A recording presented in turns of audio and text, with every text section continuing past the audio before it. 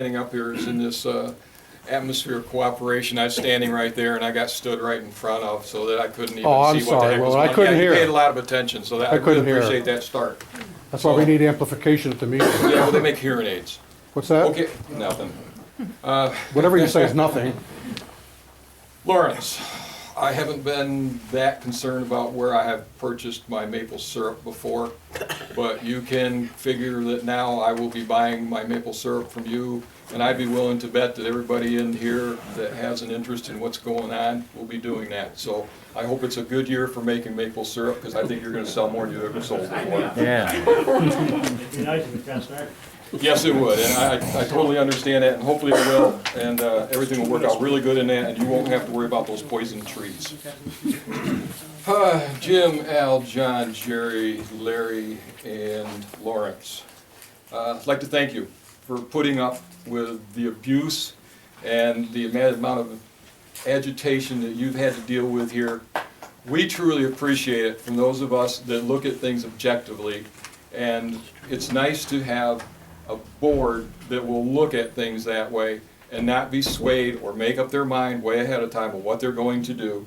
So I would just like to say thank you, and it's time that you got the support that y'all deserve, and that's what we're here now starting to do. We've been in a defensive mode. When I say we, I'm referring to the people that are pro-natural gas development, which you should make no mistake about right now, that includes me.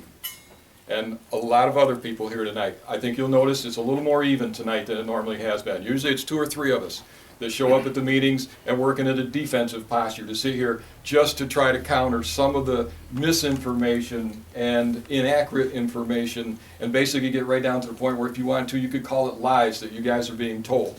And what we're here now, what our objective is we're going to quit playing defense. Went to a couple of meetings recently, and we sat there and got really PO'd about the way things were going over and over again. Last one being Monday night in McDonough, with Slotchy there selling the same thing to that board up there about the idea of putting a moratorium in McDonough. And the paper, like Brian had said in the paper tonight, the county is recommending that's not the way to go. I'd like to tell you a little story that seems to be very appropriate to what we've been dealing with here. I was looking at some stuff here not too long ago, and there was a restaurant owner that decided to sell frog legs. So he put an ad in the paper for frogs. And this young man called up and said, hey, I can supply you with 50 frogs a day. It should be no problem.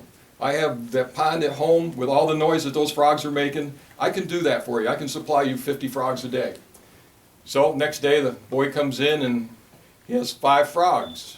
The owner says, well, what's this? That's only like 10% of what you said you could bring in out of that 50. And the boy gets kind of sheepish about the whole thing. He says, yeah, I'm sorry. He says, I can't believe 5 frogs can make that much noise. And I think you can put that where it deserves to be.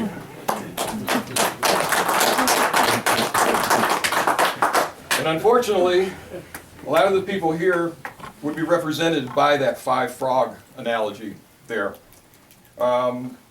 They despise progress and prosperity. They don't want Oxford to survive and thrive. They want it to die a slow, agonizing death with no young people picking up where their parents leave off. And I look basically at one person that started this whole issue. And don't want to get personal, I will name names. If anybody can figure it out on their own, they'll be able to do that. They got people from Gary Lake, or not they, that person got Gary Lake involved with this whole thing.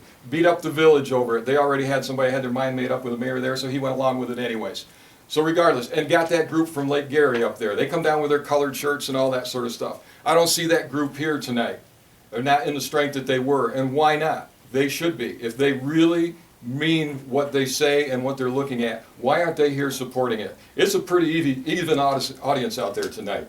And people, we said, you have to start coming down here, because what we're going to start doing is we're not going to play defense anymore. We're going to come up here. We're going to start giving you guys current information.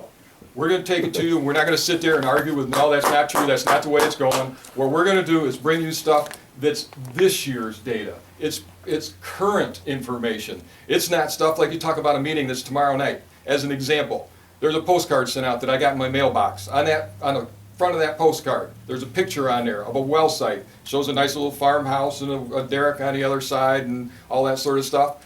picture on that thing, that meeting's tomorrow night. The picture on that's taken October of 2010.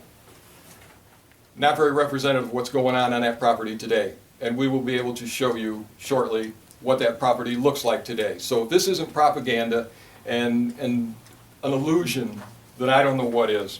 So at any rate, thank you very much. I appreciate that. Shoot, I got a couple more things here. As far as I'll make it, give me just a little more now. Okay, I'll get done. Final last one, it's okay. A couple of things that have already been said that basically, there's a good argument to. One with Chesapeake, it's not half of Chesapeake that was sold. It was half of one of their holdings that was sold to a Chinese company. So it's not half of the company. As far as thousands of numbers on petitions and things like that.